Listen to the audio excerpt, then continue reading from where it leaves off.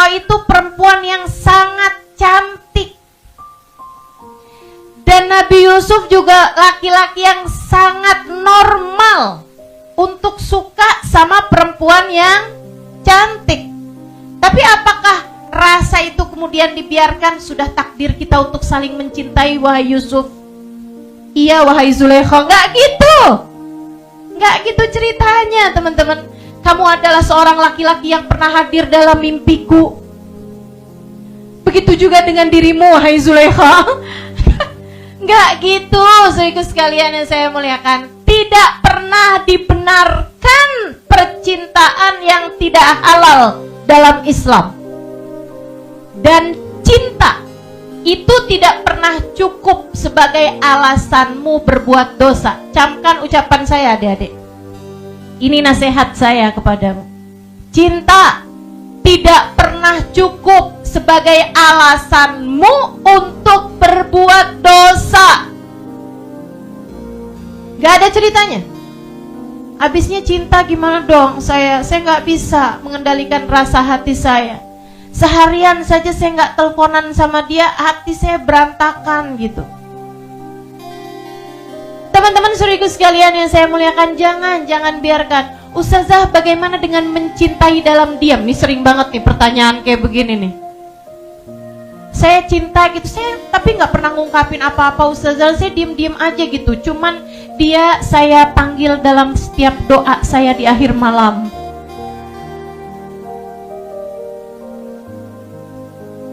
Ngapain, Dek?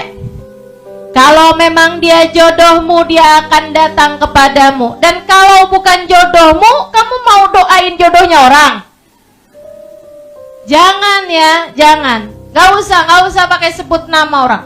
Teman-teman saudaraku sekalian saya muliakan. Lagi pula kamu bahkan tidak tahu apakah dia yang terbaik bagimu. Kamu gak tahu apakah dia adalah yang terbaik bagimu. Maka biarkan urusan jodoh sama halnya dengan urusan ajal, biarkan Allah yang memberikannya kepadamu, sebab dia yang paling tahu yang terbaik untukmu. Sampai kemudian Nabi Yusuf bilang, ma'adallah, aku berlindung kepada Allah. Nabi Yusuf mau kabur, ditarik sama Siti Zulaikha sampai robek bajunya bagian belakang. Saat itulah suaminya ternyata buka pintu, dia datang. Mungkin ketinggalan handphone.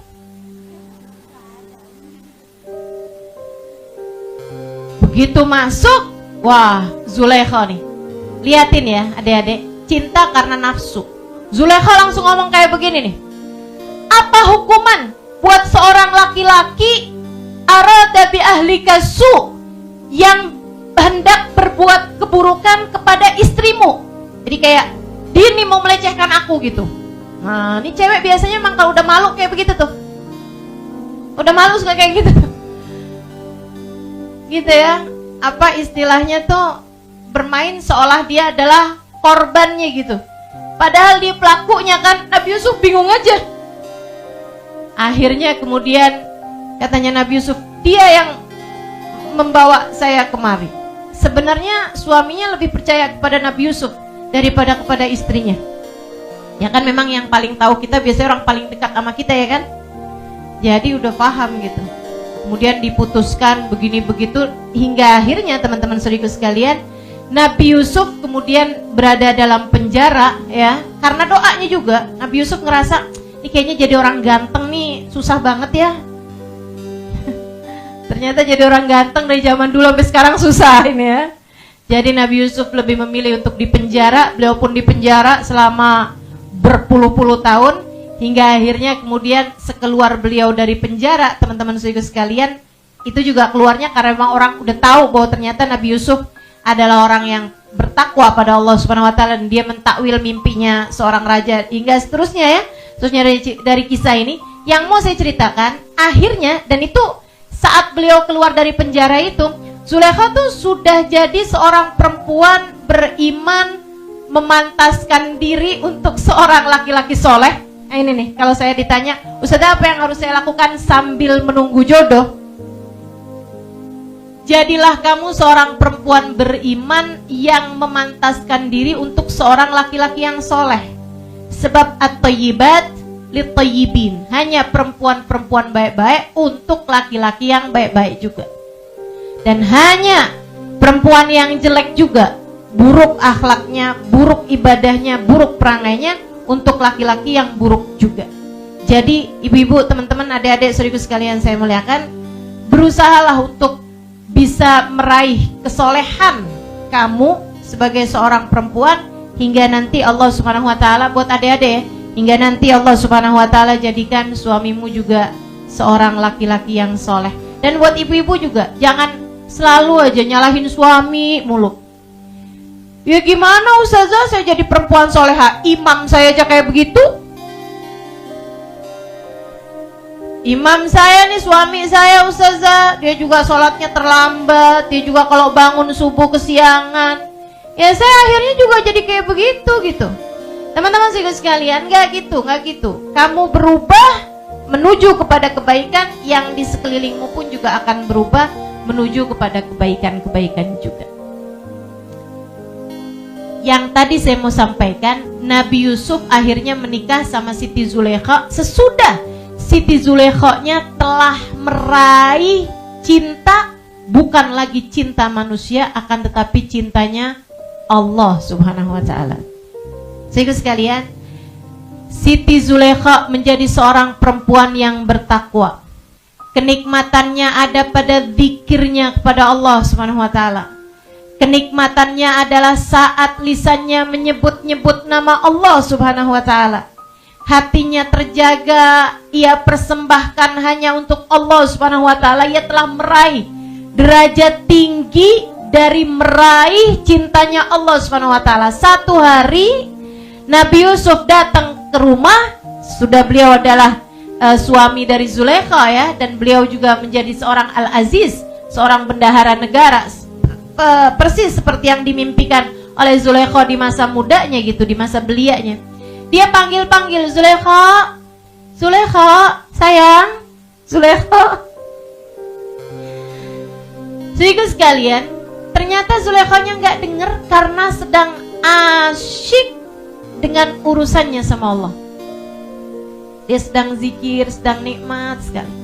Sampai Nabi Yusuf buka pintu mendapati istrinya sedang di atas sejadah. Saudara sekalian saya mereka sedang beribadah pada Allah Subhanahu wa taala. Dia kemudian bilang, "Wahai Zulaikha, saya dari tadi memanggilmu." Kata Zulaikha, "Maafkan saya Yusuf, saya tidak mendengarmu." "Saya dari tadi sedang berzikir wahai Yusuf, maafkan saya tidak mendengarmu." Teman-teman sekalian, Nabi Yusuf kemudian bilang, "Dulu aja kamu tuh kalau ngelihat saya nggak berkedip." Kemudian Zulaikha mengatakan, "Kuntu uhibbu Yusuf." Dulu aku mencintai Yusuf, akan tetapi sesudah aku kenal Tuhannya Yusuf, aku tak lagi memerlukan Yusuf. Karena teman-teman, cinta manusia itu semuanya fana. Sebab manusia itu semuanya pasti ada akhirnya gitu. Apalagi percintaan yang dari hawa nafsu, itu pasti segede apa cintanya, secepat itu pula hilangnya. Sebab sesuatu yang berlebihan hanya akan berubah menjadi sebaliknya dalam waktu cepat ataupun lambat. Saya ulangi, sesuatu rasa yang berlebihan hanya akan berubah menjadi sebaliknya dalam waktu cepat ataupun lambat. Makanya ada banyak sekali nih cinta manusia nih yang saya liatin nih. Diawali dengan aku tak sanggup hidup tanpamu. Habisnya nikah sebulan, 2 bulan, 3 bulan, 4 bulan, 5 bulan. Kalau berantem bilangnya aku tak sanggup hidup denganmu. Dulu sebelum nikah ngelihat semua orang, nggak ada yang cantik selain istri saya, selain calon istri saya, selain pacar, selain dia gitu. Nggak ada yang menarik selain dia. Kayaknya semuanya mendorong ya. Semuanya nih yang menarik cuman perempuan itu aja gitu. Atau dalam pandanganmu semua laki-laki gak ada yang menarik. Yang menarik cuman dia aja. Habisnya menikah setahun 2 tahun gitu, lihatnya yang kayaknya semua orang di luar sana menarik selain istri saya. Sepertinya semua orang di sana cakep semua selain suami saya. Sepertinya laki-laki semua di luar baik semua selain suami saya. Nah itu tuh karena sesuatu itu kalau dasarnya adalah cinta yang karena hawa nafsu, hanya akan segera berakhir teman-teman sekalian. Jangan cari cinta manusia. Ia fana. Ia akan hancur. Ia akan habis. Ia hanya akan berada dalam masa kadaluarsa. Rasa itu akan hilang, saudaraku sekalian. Terus kepada siapa cinta ini seharusnya aku tambatkan, Ustazah? Kalau kamu bertanya seperti itu, kamu harus tahu bahwa hatimu diciptakan bisa ngerti jatuh cinta sedalam itu. Kemudian ketika ditinggalkan bisa patah hati sedalam itu juga, karena Allah Subhanahu wa ta'ala hendak mengenalkan kepadamu cintanya yang sejati. Allah ketika mencintai seorang hamba, dipenuhinya tangki cinta, tangki hati hamba tersebut dengan cinta yang utuh darinya, membuat dia tak lagi perlu terhadap cinta siapapun. Seorang anak yang dipandang Allah dengan pandangan penuh cinta, seorang anak yang dipandang Allah Subhanahu wa ta'ala dengan pandangan penuh rahmat, teman-teman saudaraku sekalian, ia mulai merasakan cinta Allah Subhanahu wa ta'ala. Ia tidak lagi sibuk mencari-cari cinta orang tuanya.